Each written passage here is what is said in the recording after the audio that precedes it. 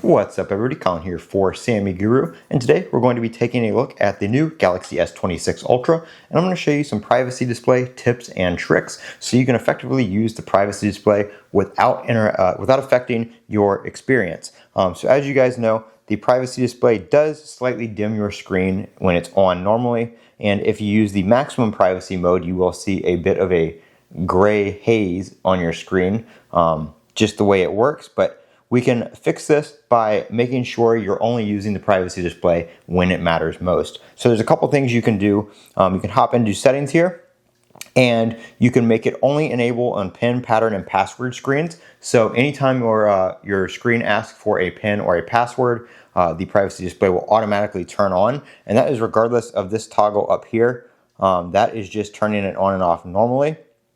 But right here, these options will enable, so if I have a notification pop up, it will turn on the privacy display just for the notification bubble, not for the entire screen.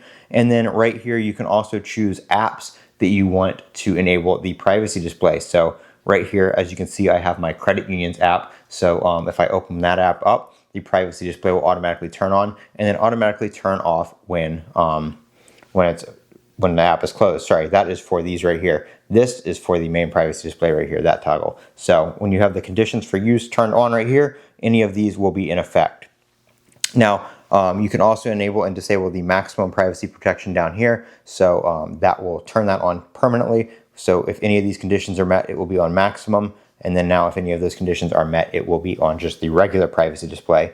And then you can toggle it overall right there. You can also toggle it with the quick panel toggle right here if you want to add that to your quick panel. You can also touch and hold on it if you want to enable any of those other options or mess with those. One other way you can enable and disable this is if we go down to advanced features and side button, you can change your double press right here to privacy display. So if you don't want to have that open the camera, you can, not quick enough, you can double press your side button and have that enable the privacy display. So say you get on the train or something like that, boom, now your privacy display is turned on. You don't have to worry about it.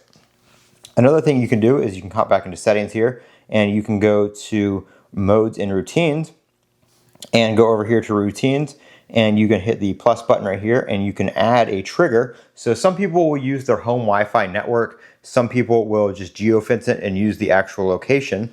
So if we go down here to place, I'm going to move this for a second just because it's going to show the map and my address, and I'm going to choose then.